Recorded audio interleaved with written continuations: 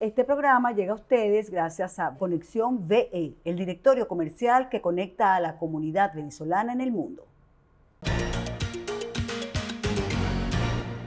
Y tú tampoco lo hagas. En mi caso, yo soy ingeniero en electrónica. Yo puedo aportar mucho a este país, como lo hice en mi país.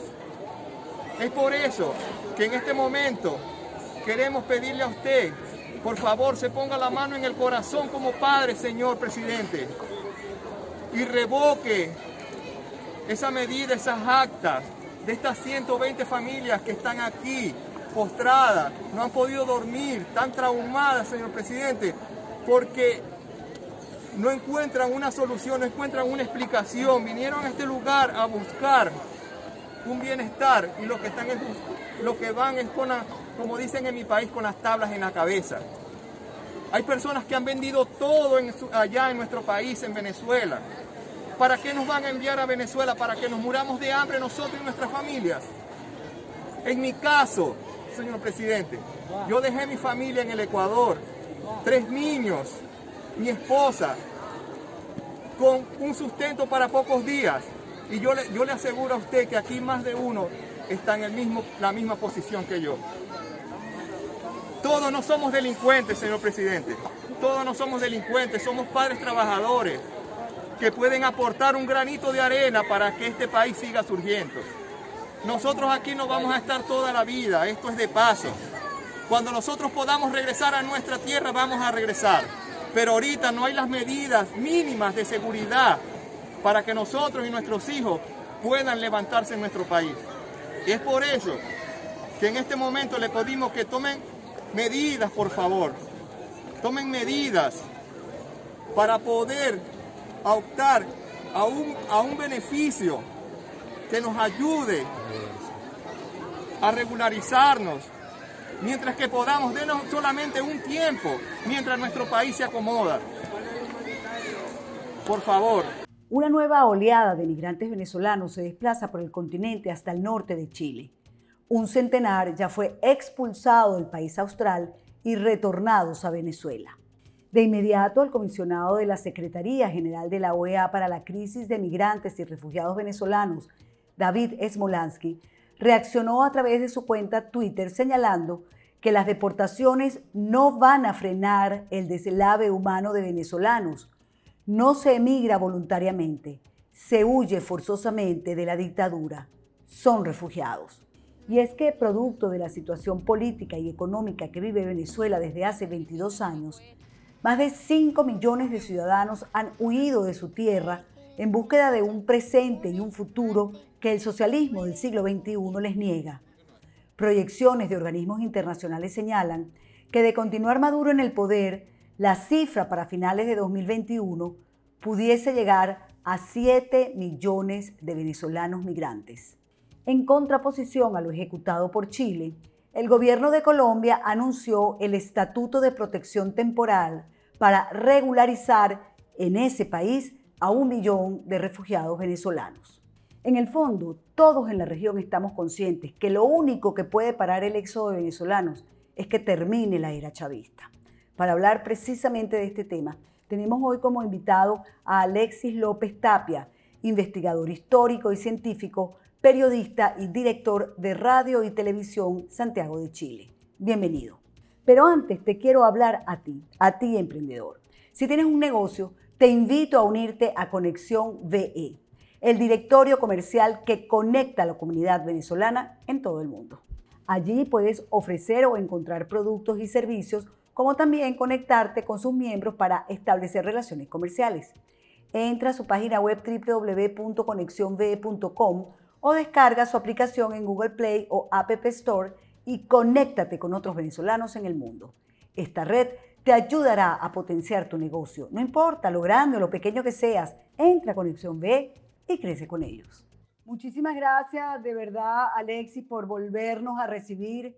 Sé que andas viajando de un país a otro, así que para nosotros, imagínate, de verdad que es un orgullo tenerte de nuevo, poder conversar de tantos temas.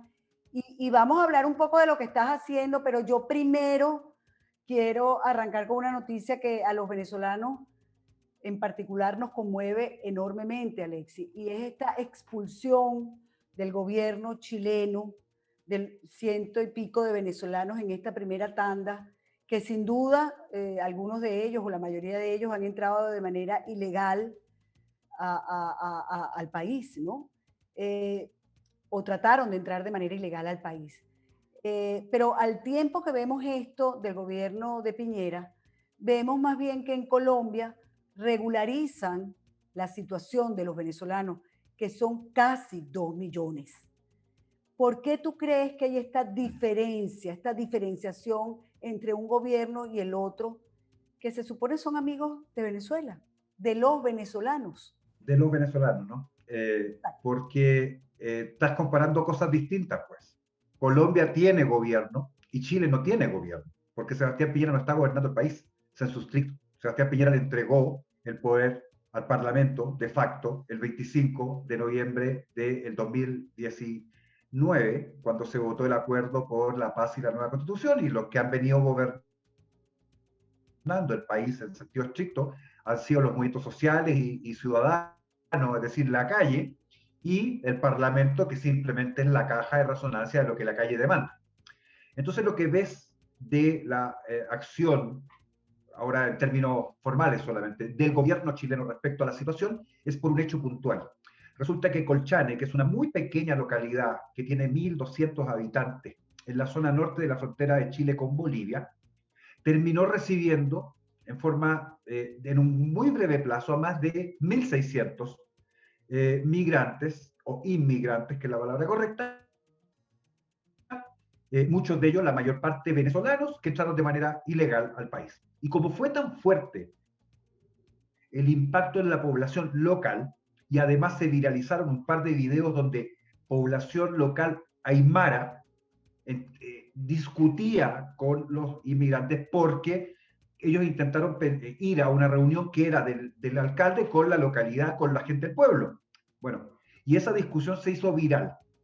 Como este no gobierno de Sebastián Piñera suele solo reaccionar cuando desde el punto de vista de las redes de comunicación y los medios de comunicación en particular le representan en forma directa la inoperancia, la ineptitud, la estupidez y la falta de gobierno, bueno, termina, que esto es simplemente show para los medios, realizando esta acción, que es una acción, tú entenderás, que con la cantidad de migración que hemos tenido desde Bachelet, que formó literalmente una verdadera red de tráfico humano de haitianos primero a Chile, ¿ya? Y después se suma la venida de venezolanos, producto, por supuesto, de la enorme crisis a la que el chavismo y particularmente Maduro ha llegado al país, que tiene que ver con una situación de carácter humanitario y político a la vez. Bueno, Piñera toma esta decisión que desde el punto de vista operativo es ridícula. Cuando tú sacas 100 personas de un ingreso que suma ya varios centenares de miles, si no llegando al millón o más, no es ningún efecto y no solucionas nada. Es simplemente mostrar o intentar mostrar desde el punto de vista mediático comunicacional que el no gobierno está preocupado de hacer algo. En cambio, en Colombia, donde estoy hoy día, hay una situación diametralmente opuesta. ¿Por qué? Primero porque Colombia es vecina de Venezuela. Comparten frontera y adicionalmente Colombia ha tenido sistemáticamente la presión del chavismo encima de muchas otras situaciones, incluyendo la movilización que todos recordamos de tropas a la frontera, cuando estaban en plenas conversaciones de articulación y de paz, ¿ya? La situación es totalmente diferente entonces. Colombia, por razones históricas, por razones de vecindad, por razones culturales, incluso recordemos que hay una zona compartida de una cultura general de la llanura, ¿no? Entre Colombia y Venezuela, donde culturalmente son muy similares los colombianos con los venezolanos. Bueno, por todo eso, sería absolutamente improcedente y también injusto, lo diría de esa forma, de que el gobierno colombiano actuara de otro modo, ¿ya? Y además porque da una potente señal.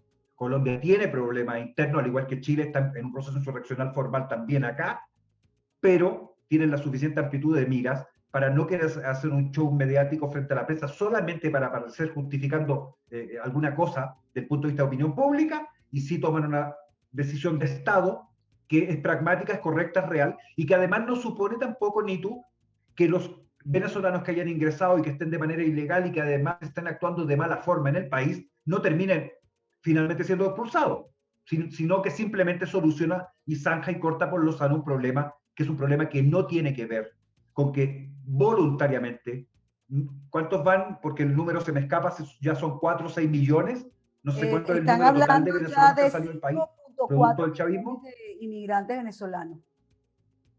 Sí, esa es la cifra. Y se estima Bueno, significa que Organización de esas Estados personas. Americanos que de continuar la situación de dictadura en Venezuela, que yo digo que es tiranía, podría llegar a finales de este año a 7 millones. Bueno, de esos 7 millones de personas, vamos a descontar todos los elementos del SEBIN que han venido a infiltrarse a otros países que están operando en Chile, entre otras cosas, los operativos que el propio Maduro ha mandado a desestabilizar todos los países de la región, Bolivia, Chile, Perú y así, suma y sigue, Colombia probablemente, y saquemos a eso, que debe ser un porcentaje más o menos mínimo, el resto de la población que está saliendo de Venezuela, esta diáspora venezolana, para decirlo en términos bíblicos si se quiere, no tiene ninguna responsabilidad desde el punto de vista estricto, ni creo yo que en su vida habrían soñado en salir de Venezuela. Nunca. Recordemos que Venezuela fue en algún minuto uno de los países más ricos del continente, si no fuese por el chavismo. Entonces, si queremos hablar de hacer política en serio, y recordemos dónde parte toda la situación de lo que está ocurriendo. Parte porque Piñera, en una jugada de una idiotez geopolítica mayúscula, se va a Cúcuta en determinado contexto, junto con otros presidentes, para intentar articular algún tipo de acción contra el régimen. Respecto de Guaidó en particular, no voy a discutir la figura de Guaidó, no creo que importe desde el punto de vista del análisis que estamos haciendo, pero implica de que desde el punto de vista venezolano tienen un enemigo con,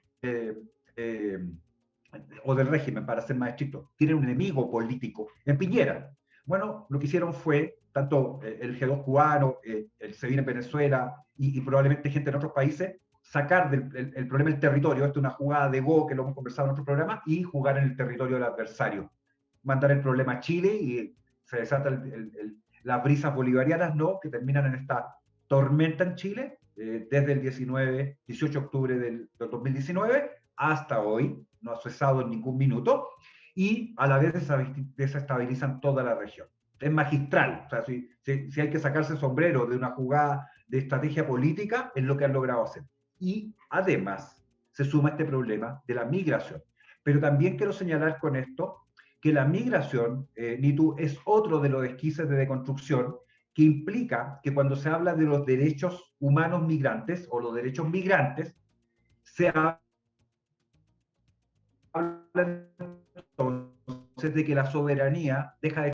Si los migrantes entran igual, ilegal o legalmente es irrelevante, pero simplemente pasan y se autodenuncian al lado de acá y resulta que el problema lo tiene el Estado, que pierde soberanía. Y ahí vuelvo a la frase que mucha gente del mundo liberal no le gusta, pero ¿a quiénes le quita soberanía aquello?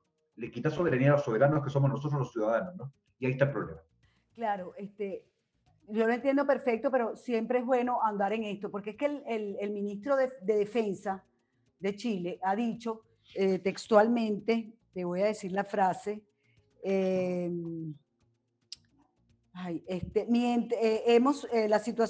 ha dicho que tienen que expulsar a estos venezolanos porque estos venezolanos pueden terminar dañando a Chile.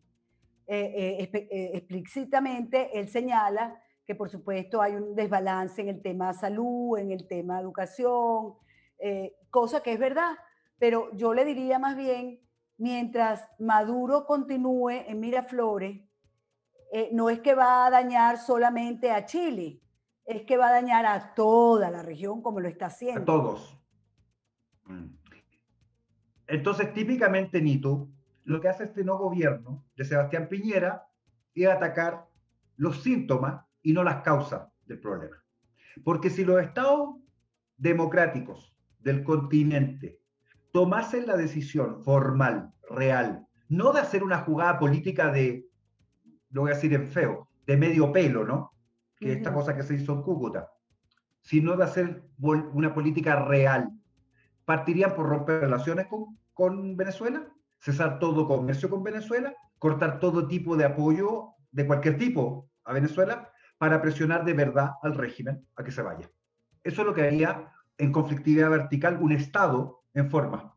No digo que sea bueno, ni digo que a los venezolanos eso no les vaya a traer consecuencias también, pero sí digo que la única forma de operar realmente contra el problema es ir a las causas del problema, es decir, al chavismo y a Maduro hoy día, y no estar atacando los síntomas del problema, que uno de esos síntomas es esta diáspora de venezolanos al resto del mundo. Ahora, ¿cómo hacemos para que la comunidad internacional entienda esto?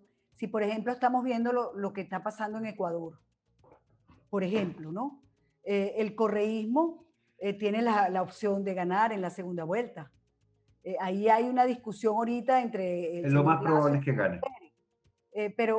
pero digamos que a mi juicio es como muy difícil eh, alcanzar la ventaja que tiene el señor correísta, que además tiene todo el foro de Sao Paulo por detrás, todas las finanzas por detrás, todo lo que sabemos, los medios de comunicación por detrás, expresidentes por detrás. Eh, esto es algo que de verdad, ¿cómo convencemos?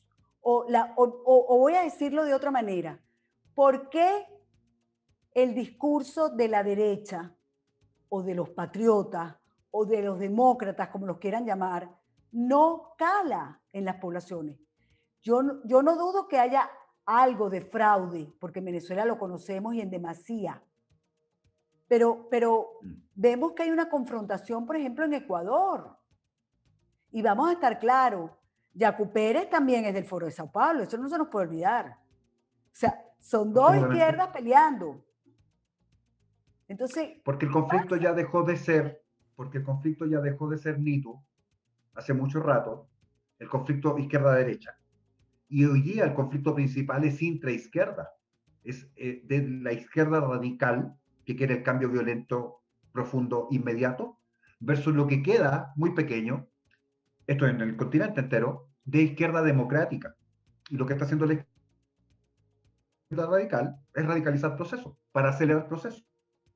Y la derecha dejó de existir. Y hay que asumir el problema de la hegemonía de la izquierda a nivel del continente, porque han hecho un trabajo de más de 30 años para llegar donde están, mientras la derecha se dedicó a hacer negocio, a hacer producir el país, a preocuparse de la infraestructura y le entrega a sus hijos y la educación de sus hijos a la izquierda. Y ahí está la hegemonía. La hegemonía no tiene nada que ver con medios de producción, tiene que ver con control de la creencia en las personas. Bueno, con ese trabajo 30 años, donde han jugado en la cancha solos, es imposible que de la noche a la mañana la resistencia que se está empezando literalmente desde cosas muy pequeñitas, articular a nivel continental, logre revertir inmediatamente este proceso.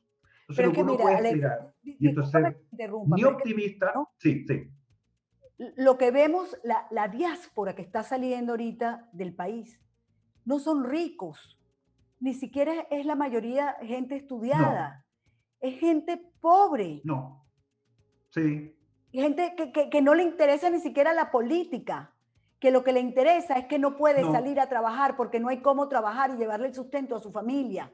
Y por eso huyen.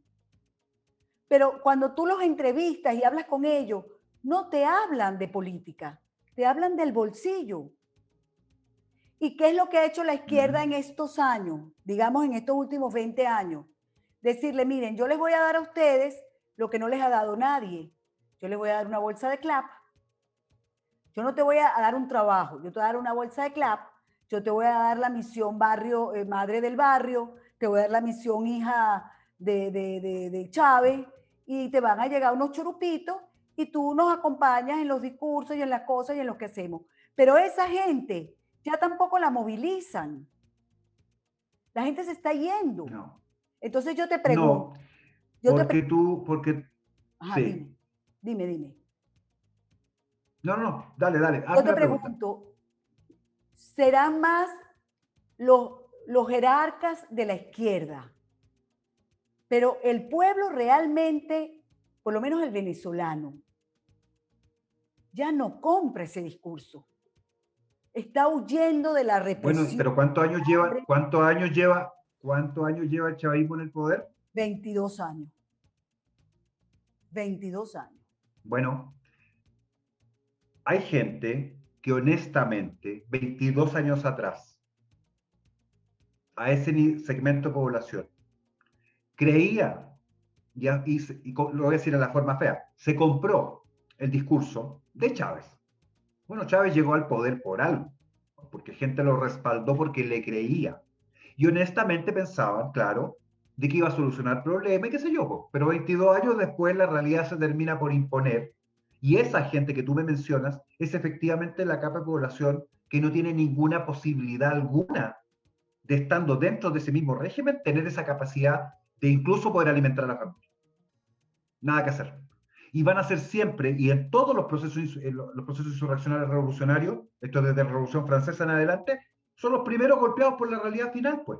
La realidad final es que estos regímenes no solucionan ningún problema, generan y crean problemas, siempre lo hicieron. Ok, Recordemos pero qué fíjate, pasaba en la Unión pero Soviética, fíjate, que recordémoslo siempre. Dale. tú estás ahorita en Colombia y en Colombia han vivido una cosa terrible que es la guerrilla. Tienen 50 años de muerte, secuestro, extorsión, de todo. Y son la izquierda. Y ahora, si tú preguntas, pareciera que en el 22, en las próximas elecciones, Petro es el que va punteando en las encuestas, que es la izquierda, que es el amigo de Maduro, que es el chavista.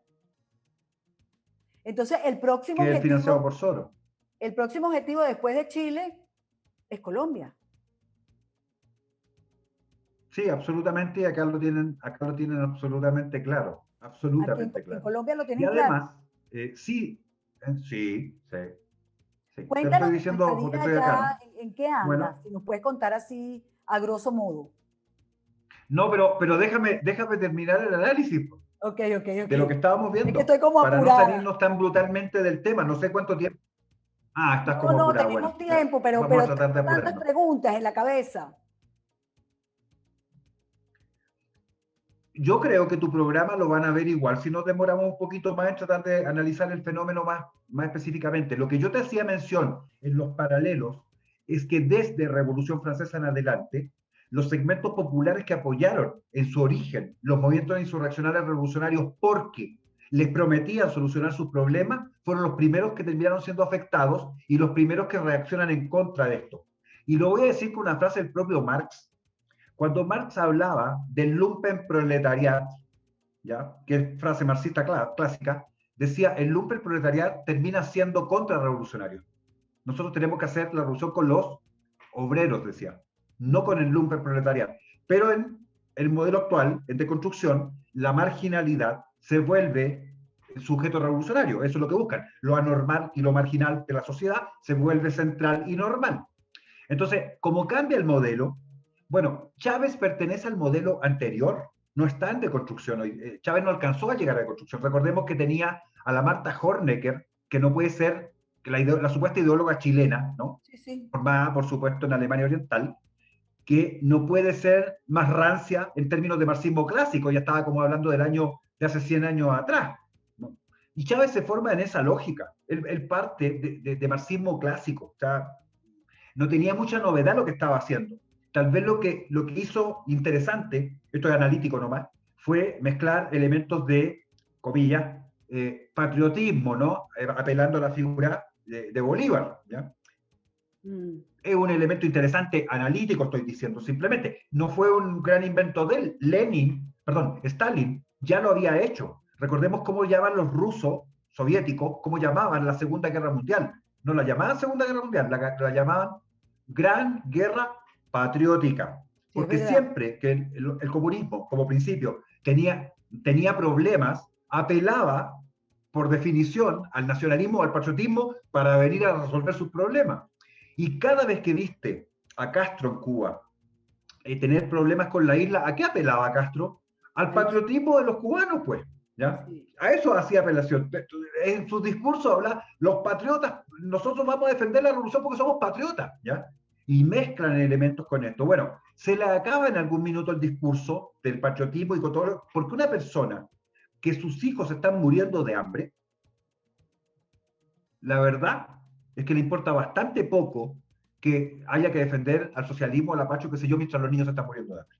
Y esa gente termina entonces por ser la primera araña, y lo que explica la diáspora que acabamos de ver es que después de 22 años el régimen simplemente colapsa de todo punto de vista. Y no pueden alegar, y eso es lo más interesante, ni bloqueo, ni aislamiento, ni nada. En Venezuela están los chinos, están los rusos, están los Los turcos, iraníes, por nombrar algunos, ¿no? Los turcos, etcétera. Y además tienen parcelas de poder, entonces sí tienen respaldo exterior. No es que están, no es Cuba con el bloqueo de Kennedy, ¿no? Es otra cosa, es otra realidad. Y además tampoco era un país como una isla como Cuba, sino que era el país, y sigue siendo, el país con mayores recursos petroleros de todo el continente.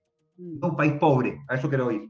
Entonces, si hay responsables directos que van a tener que ser juzgados, a mi juicio, en algún instante por esto, de la diáspora de los venezolanos, son los actuales gobernantes y todos los que hayan estado en el régimen o participado en este régimen que terminó por destruir a una de las naciones más poderosas desde el punto de vista institucional, político y económico del continente, como era Venezuela.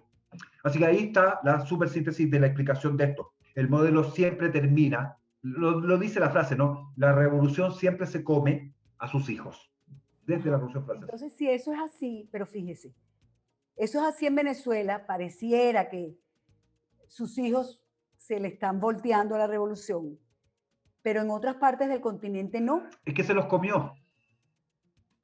Es que depende del país. Pues. Vamos por países. ¿En qué etapas van del proceso insurreccional completo de América del Sur?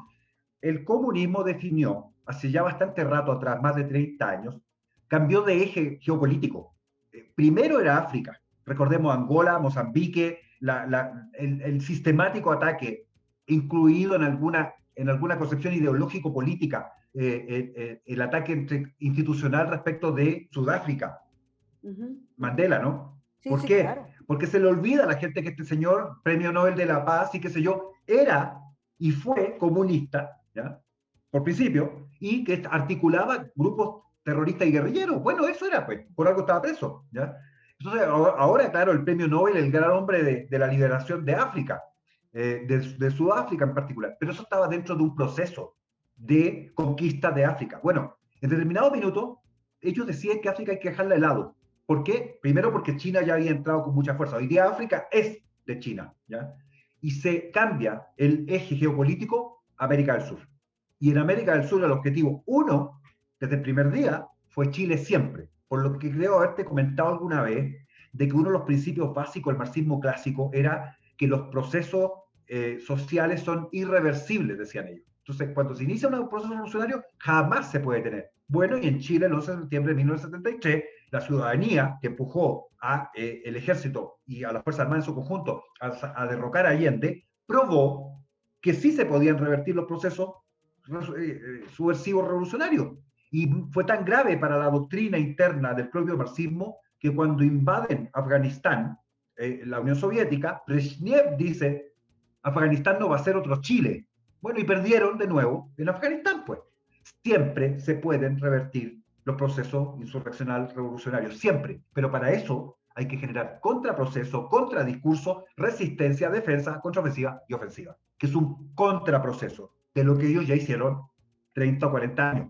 Bueno, aquí estamos hoy día, después de todo ese periodo de tiempo donde Estados Unidos abandona América del Sur, al grado de que llevamos 2 años en Chile, 2 años sin tener embajador oficial. Mira lo que le importa a América y Chile en particular, ese supuesto diamante de América del Sur, que era como el ejemplo del neoliberalismo. Mira lo que le importa a Estados Unidos, que en 2 años, con plena insurrección en curso, no ha nombrado embajador oficial en este país, o mi país, ¿ya? No le importa nada, absolutamente y eso estamos nada. hablando Se del retiró gobierno de Trump. de América del Sur. Estamos hablando de la época de Trump. Y ahora No, con Biden, no solo. Es la época de... Ahora con Biden la pregunta es a quién van a nombrar, pues. Porque recordemos que Piñera lo que hizo fue ponerse en contra de Trump. Estados Unidos está transitando un camino hacia el socialismo también. Sí, pues. Si Biden es eso. Solo mira su logo, ¿ah? Biden, ¿no? Con la E con las 3 rayitas, que significa fin del mundo. el símbolo significa el tercer templo. Esto es bíblico, ¿no? El templo del fin del tiempo cuando vuelve el Mesías, el tercer templo que se va a construir donde está hoy día la mezquita de la Roca en Jerusalén. Pues bien, ese templo, que está dentro del concepto escatológico de la Biblia, son las tres rayitas, pero la traducción de las tres rayitas es fin de los tiempos, dicen, escatológicamente, pero fin del capitalismo. Biden en su logo dice fin del capitalismo. Así que es tan formal lo que te estoy diciendo, que ese rayado, los tres rayas, que lo inventó John Casado para la marca Esprit, que se escribe con las tres rayas Esprit, que significa fin del espíritu. ¿Ya? Bueno, solo te hago notar con eso, Yo no me que es había el fijado en continente ese entero, detalle. No me el que había está en un fijado en ese proceso. detalle. Bueno, es que no tenemos tiempo de contar tantas cosas en cada programa que hacemos, pero le añadí un datito más a los que les gusta mirar las cosas con mayor profundidad analítica que simplemente la cosa electoral, que no es lo más importante. Pues bien, simplemente te hago notar que todo el continente está en un proceso insurreccional revolucionario, hasta Canadá. Basta mirar lo que está haciendo el ministro canadiense en Canadá. ¿Ya? Es lo mismo. ¿Ya? Y ese proceso tiene niveles de avance, de escalamiento, distintos de acuerdo al país. Hay países que están más atrás, hay países que están más adelante, pero todos los países del continente están en lo mismo. ¿Y qué nos queda en América del Sur hoy día? Brasil. Gracias. Mientras esté Bolsonaro, que espero no se transforme en el nuevo Trump de América del Sur, porque probablemente vamos a ver el mismo escenario. Tienen el problema a nivel de favelas, tienen el problema en la Amazonía, tienen los problemas con los indígenas, tienen todos los ingredientes ahí, salvo que tienen a un Bolsonaro gobernando que tiene la suficiente dureza desde el punto de vista de la voluntad política para aplicar la Constitución y la ley como se exige que se tiene que aplicar. ¿Ya? Y no tiene problema con eso, respalda a la policía, respalda a las Fuerzas Armadas, además las Fuerzas Armadas en Brasil están absolutamente y férreamente formadas en contra del comunismo, que es una cosa crítica fundamental, ¿ya? Y esos elementos permiten mirar a Brasil con algún grado de optimismo, sin ser optimista. Pero ¿y qué pasa si aparece otro Lula? ¡Wow! Porque vienen saliendo del ciclo, ¿te das cuenta? ¿Te das cuenta que, o sea, Bolsonaro es una respuesta, como Trump, es una respuesta a que ya venía todo el proceso insurreccional en marcha? Obama no fue el que inventó el Mediacaer y no sé cuántas cosas más, premio Nobel de la Paz, por supuesto, todos los que hacen esas cosas, premio Nobel de cajón. Entonces, si uno no mira el contexto, no puede ver la realidad local tampoco, ni tú. Y hay que mirar entonces país por país. Ecuador, tú ya lo anticipaste, uno por simple análisis electoral sabe que el candidato Correa es lo más probable que gane. Estaban todos preocupados. No pude ir a Ecuador en la gira porque están con 14, cuarentena de entrada. Perú tampoco pude ir porque también están con cuarentena de entrada, entonces se vuelve imposible. No puedo estar 14 días encerrado Claro. en una cosa sanitaria, ¿no? Ya, no se puede. Pues bien, Pero si has estado en Colombia, Bolivia y en Paraguay y ahora en Colombia. sí, Ajá. sí. Estuve en Paraguay, y, partí en Paraguay. ajá. ¿Y qué observas? O sea, en qué proceso de esto están esos países que estás visitando? Hice un par de programas contando muy sintéticamente lo que vi en Asunción, particularmente, que estuve en la capital, y San Bernardino, que está muy cerquita, simplemente mirando registros de rayados murales, que es un indicador súper claro de avance de proceso. Y claro, tienen, te lo voy a súper sintetizar, Antifa presente, anarquismo presente, feminismo radical presente, animalismo radical presente, y EZLN, Ejército Zapatista de Liberación Nacional, el subcomandante Marco, presente. Y cuando fui y le mostré a la gente del de, área de análisis, inteligencia, esto, no lo podían creer porque no se habían dado cuenta. Pensaban de que no tenían el problema. Más aún, les muestro que en 2019, y ahí está la foto, grupos chilenos, los llamados crew o tripulaciones que bombardean los muros con rayados, grupos chilenos fueron a rayar Asunción 2019 para la revuelta o sea, en Chile. Están entrando en el proceso. Están entrando en el proceso, tienen el mismo problema de todos nosotros, porque esto corre por un carril propio que no es visto desde la verticalidad del Estado, entonces avanza por la horizontalidad, y cuando ya llega a manifestarse, el Estado se encuentra con la sorpresa y dice, pero ¿por qué nos pasó esto? ¿cómo es posible que de la noche a la mañana nos ataquen a la policía, incendien iglesias, saquen supermercados? Lo que en Chile pasó, ¿ya? Bueno, el modelo es el mismo y lo tienen en curso. La diferencia es que están más atrás y todavía tienen posibilidad, si se toma la decisión política y se hace lo que se tiene que hacer, que es empezar a eliminar margen, porque acuérdate que ya dije, la deconstrucción opera sobre la marginalidad, sobre la anormalidad. Bueno, ¿qué tiene que hacer el Estado? El Estado tiene que empezar a integrar para que no haya margen. ¿Se entiende la idea, no? O Sí, sea, se todo entiende. marginado, toda persona que siente que el Estado lo dejó de lado, que se siente abandonado, ¿ya? Que no le cumple las expectativas, y particularmente la gente de clase media. A mí no me gusta hablar de clase porque yo no creo en la teoría de clases, pero bueno, lo ocupo para que la gente entienda. La gente de clase media, a la cual se le prometió por modelo, mire, usted va a tener mayor acceso a riqueza, mayor acceso a bienes, mayor educación, mayor cultura y qué sé yo, y se dan cuenta que al final del día no está cumplido aquello, se transforman en margen, pues, porque no se le está respondiendo a la expectativa, y mucho de la demanda tiene que ver con expectativa no cumplida, ¿ya? Porque así, lo digo al revés entonces, si Maduro y Chávez antes hizo la promesa que hizo, en 22 años no la cumple, tú imaginas lo que pasa cuando regímenes que modelarmente son neoliberales o aplican esa política, tampoco lo cumplen. Eso no es equiparable, por supuesto que lo es de todos modos, porque genera lo mismo, pues. Genera Claro. que gente se sienta defraudada, ¿ya? Entonces, resumen, Pero ¿qué deben hacer En los Venezuela, estados nacionales que todavía tenemos? en Venezuela la cosa es terrible, porque en Venezuela no creen ni en el régimen ni en la oposición, porque no hay oposición. La oposición que hay fue la que Porque no hay hizo el oposición, régimen. porque ahí está. Pero porque el modelo, te reitero, ese modelo es anterior a lo que te estoy diciendo.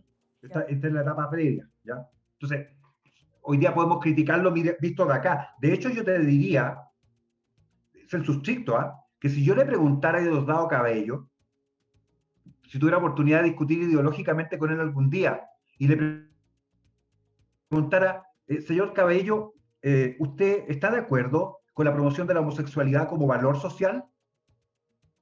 Es decir, como norma social. Lo más probable es que no lo sea, esto estoy especulando, ni siquiera Yo leyó tampoco lo las cosas sé. que plantea, ¿ya? Pero bueno, le preguntaría para ver si está en deconstrucción o no, porque si está en el modelo anterior me diría, sabe que no, porque esto corresponde a una desviación, a una alineación burguesa del capitalismo, que era la explicación tradicional de la Unión Soviética respecto a los homosexuales.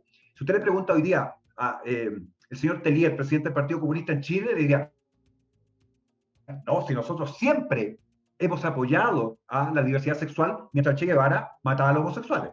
Modelo antiguo, ¿te fijas? Bueno, hay que ver la Así como transición. apoyamos al aborto en Argentina y todas esas cosas, porque es que ahora ya, no, ya la guerra no es entre el productor o el empresario y los obreros, sino entre hombre y mujer, por ejemplo. Hombres, mujeres, cualquier cosa que se pueda hacer dicotomía, sirve. ¿Ya? Cualquier margen, sirve. Cualquier anormalidad, sirve para el modelo actual. Pero te reitero el problema de Venezuela. Venezuela es el modelo anterior. El modelo opera de otra manera.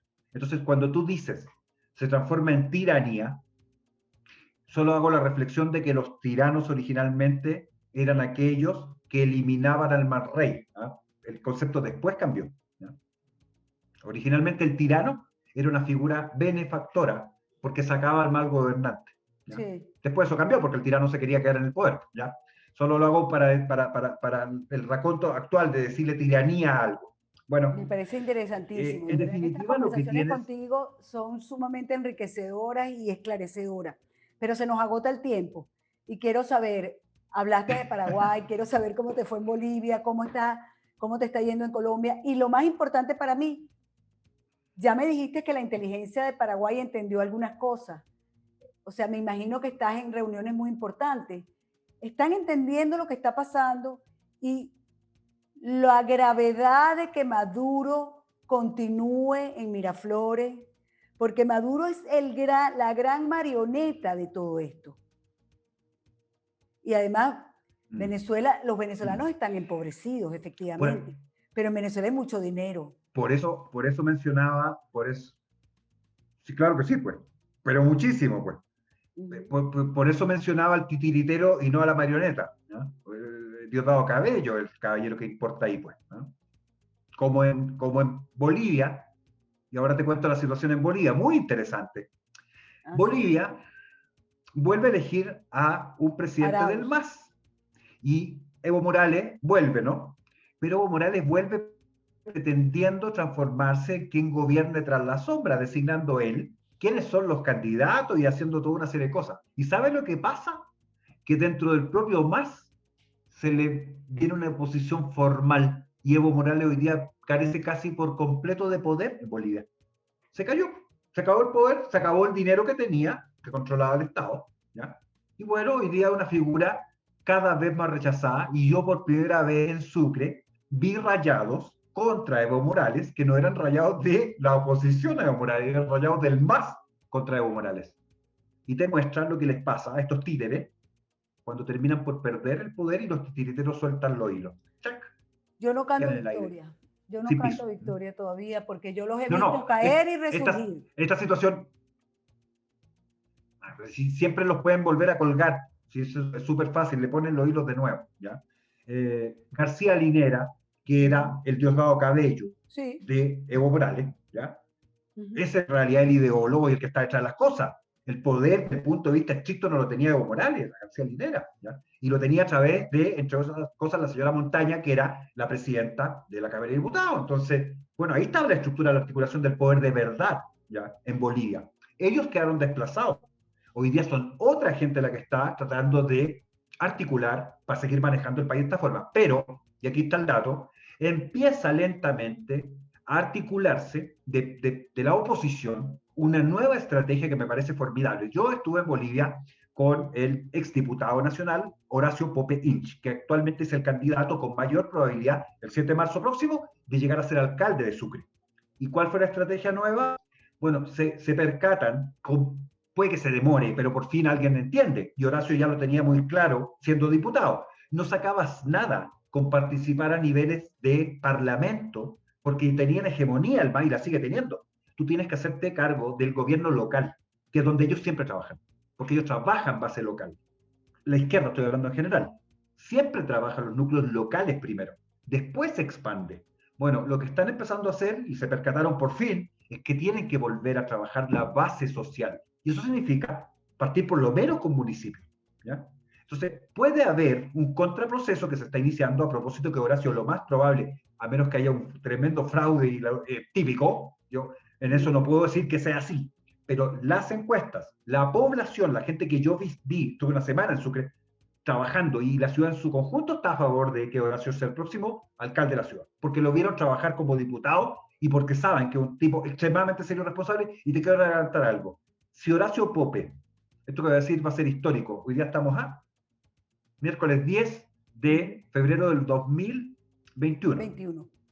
Si Horacio Pope, el 7 de marzo, el 7 de marzo próximo, que se puede demorar un poco el conteo hasta el 15, pero ya, el 7 de marzo próximo, llega a resultar electo alcalde de Sucre, Horacio Pope, en 10 años más, va a ser presidente de Bolivia. Te lo estoy Ay, anticipando ojalá. hoy.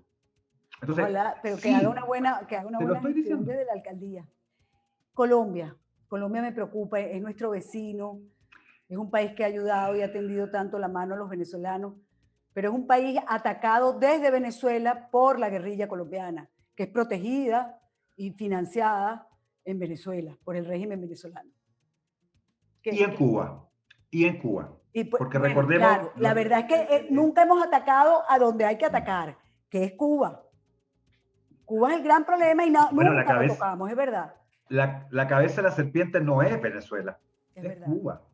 es Cuba. Entonces, ojo con eso. Si acá el problema real de América del Sur, los últimos 60 años, ha sido Cuba.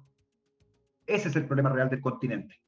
Y mientras Cuba siga existiendo de la forma que existe, con los Castro dominando el poder, nosotros vamos a seguir con problemas del continente. Pero ya no Esa es tenemos la a los realidad. Estados Unidos, ya no tenemos a Trump, por ejemplo, en los Estados Unidos, que no quería nada con Pero Cuba. si Trump no hizo nada tampoco. Está bien, pero por lo menos Sí, pero no hizo nada respecto al... tienes razón. Yo Pero no, este ya solo anuncia, te digo eso.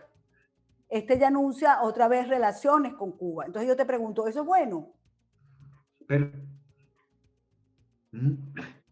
lo que te quiero plantear es solo una cosa que se le ha dicho, tratado de explicar a todo el mundo. Trump nos tuvo, literalmente, desviando la atención de nuestros problemas locales hacia el problema en Estados Unidos. Durante meses, las discusiones en los chats en Chile no eran lo que estaban quemando la Araucanía, era si Trump ganaba o no ganaba. ¿Ya? De una vez por todas, hagámonos cargo del problema que nosotros tenemos acá sin esperar a este Deus ex machina, a este Dios que trae la máquina, que viene a salvarnos del problema. La responsabilidad de nuestros estados, de nuestras naciones, es nuestra, no de Estados Unidos. Estados Unidos no es más y no va a volver a ser nunca más de Big Brother de Sudamérica o Centroamérica y Sudamérica. No, no va a serlo. La doctrina Monroe original, América para los americanos, que ellos leyeron siempre como América para los norteamericanos, ¿ya? Dejó de existir por el hecho, porque ellos lo abandonan. Entonces, si hoy día tenemos los problemas que tenemos, es porque Estados Unidos en algún minuto dijo, no nos interesa, dejó abierto esto, retiró a toda la inteligencia que tenía acá y se concentró en sus problemas geopolíticos mayores a nivel de Europa, Asia y todo lo demás. Me La parece confrontación primaria hoy día de este siglo es China, Estados Unidos. Me parece inteligentísimo lo que estás diciendo. Entonces, y con esto termino, Nito. Ajá. No, no. Es de cajón. Claro. Es de cajón si no podemos seguir. Te voy a decir más fuerte. Si nosotros logramos articular una red patriota continental suramericana, que logremos expandir en algún instante hasta México, que conectemos con España, Vox, por ejemplo, que logremos conectar, ojalá con Italia, ojalá con Francia. Marine Le Pen está primera en la encuesta. Que podamos conectar con Alemania, por ejemplo. Y de aquí nazca, en realidad, la presión que se requiere. Vamos a ser nosotros los que vamos a terminar ayudando a Estados Unidos y no al revés. Ojalá, Dios quiera, tu palabra vaya adelante. Te estoy diciendo. Bueno, ya entendí perfectamente en lo que andas. Y creo que además en eso andan muchos patriotas del continente que sí ven con muchísima angustia lo que está sucediendo precisamente en nuestra región. Y creo como tú que efectivamente no podemos estar esperando, ya esperamos 4 años y no pasó nada. Yo creo que tienes razón y ahora no podemos esperar absolutamente nada. Yo lamento que mi país no entienda, creo que vas a tener que ir a mi país y hablar con algunos sectores, porque... Con Diosdado para preguntarle. Es que te voy a explicar algo. En mi país hay con Diosdado para preguntarle qué opina. En mi país hay un sector manejado por Cuba, que es la revolución, que es la tiranía, y hay otro sector, que es la oposición de la tiranía, manejada por los norteamericanos. Y en el medio estamos la gran masa que queremos rescatar la soberanía, que por supuesto que escuchamos opiniones de todos los que nos quieran ayudar, pero los que nos quieran ayudar, no los que nos quieran perpetuar en este desastre, que es lo que otra vez se está trabajando en mi país, negociaciones, acuerdos, entonces vamos a unas elecciones para que sigan ellos. Ellos y su oposición. Sí, pues. Así es, tal cual. Porque te reitero el punto. Si uno quisiese hacer geopolítica en serio, las relaciones con Cuba, de todo el continente, de toda Hispanoamérica por lo menos, estarían rotas hace mucho tiempo. Pero España históricamente apoyó a Cuba. Sí, es verdad. Históricamente, ¿ya? Te estoy hablando desde la época de Franco, ¿ya? Franco mismo apoyó a Castro. Sí, los reyes siempre van para allá. Cuando tenemos esa ceguera, si le encanta, pues, si lo atienden como reyes, quiero decirlo específicamente. Con el único que peleó el rey Juan Carlos fue precisamente con Chávez. Oye, ¿por qué no te callas? Sí, exactamente. ¿Te acuerdas o no? Claro, oye, ¿por qué no te callas? Me acuerdo perfectamente. Pero tienes razón. Ojalá que de verdad, yo sí creo que, te quería preguntar eso. ¿Tú crees que los patriotas son más? Eso es de perogrullo. Son absolutamente más. Lo que pasa es que como en todos los contraprocesos, el que las personas tomen decisión y asuman la responsabilidad propia que tienen para cambiar la realidad que se les quiere imponer, toma tiempo, cuesta y habitualmente lo van a hacer a última hora. El problema que eso tiene Nitu, cuando no se articula correctamente, cuando no se conduce adecuadamente, es decir, cuando no se gobierna adecuadamente el contraproceso, es que termina estallando del punto de vista de contrarrevolución violenta con una fuerza avasalladora, ¿ya? Ojo, ¿ya? Recordemos Termidor, estoy hablando de la Revolución Francesa, ¿ya? Es una ola. Si nosotros queremos levantar el muro, ¿no? El muro de la patria contra el caos, ¿ya? Esa resistencia del muro es resistencia, no es ofensa, no es ofensivo, ¿ya? Pero ocurre que si se deja que se estire demasiado el elástico, cosa que Piñera está haciendo en Chile, en determinado minuto, la bronca acumulada, antes incluso que se levante el muro, se transforma en eso. Y eso es mortal, ¿ya? Por ende hay que actuar antes de que eso pase. Una sola cosa, tienen razón ciertos analistas acá. Si siguen llegando inmigrantes en la cantidad que está llegando, sin que no ocurra ninguna cosa, y además con gente dentro de Chile que sostiene estupideces, como que nos falta población en Chile. Claro, ¿cómo no nos va a faltar población si todas las medidas que se han venido aplicando en los últimos 40 años implican que las familias disminuyan, que tengan menos hijos, etcétera, etcétera, etcétera, y no se fomenta la natalidad y no se le da beneficio a las madres, y suma y sigue? ¿Por qué? Porque son justificaciones para traer migrantes. Pues bien, si eso se sigue desarrollando de la forma que se está desarrollando, los chilenos en general, esto es muy general, no somos racistas, somos, porque se nos ha formado de esa forma, extremadamente clasistas. Aquí teoría de clase entró, pero sí, a la vena de la derecha y la izquierda, porque todos son clasistas en Chile, ¿ya? Pues bien, pero racistas no. Y xenófobos tampoco, en general. Pero va a ocurrir, lamentablemente, que a nivel de capas populares que se ven directamente afectadas por estos fenómenos, va a surgir ese choque que te estoy diciendo. Ahí sí hay una cosa grave y delicada que hay que anticipar. Estoy convencida y ese es el temor. ¿Me sigue la lógica, ese es el no? temor que tengo, porque ya los estamos viendo, esos choques entre clases populares de venezolanos y los nacionales de sus países a donde ellos llegan. Así es. Así Alexis, es. la Entonces, verdad es que podría seguir contigo como 2 horas más, pero tú sabes, el tiempo apremia. Así que de verdad te agradezco muchísimo. Ojalá que lo que tú nos cuentas, los líderes del continente, los dirigentes del continente entiendan exactamente lo mismo que yo siempre digo, o nos unimos o no digo la palabra porque es mala. Tenemos que unirnos los patriotas para poder ser ese muro de contención que tú dices. Sí. Sí.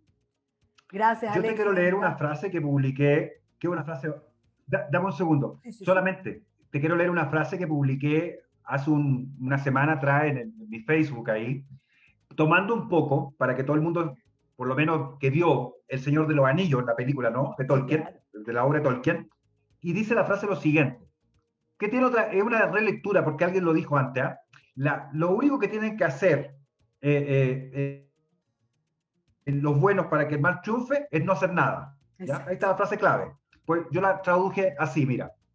Si la Tierra Media, si América del Sur, ¿no?, llegase a caer, si la Tierra Media llegase a caer en las manos de Sauron y sus orcos, no habrá sido porque ellos sean superiores, sino porque magos, elfos, hombres, enanos y hobbits no supieron unirse para impedirlo. Esa es la clave. Oye, excelente, excelente. Mejor final para este programa imposible.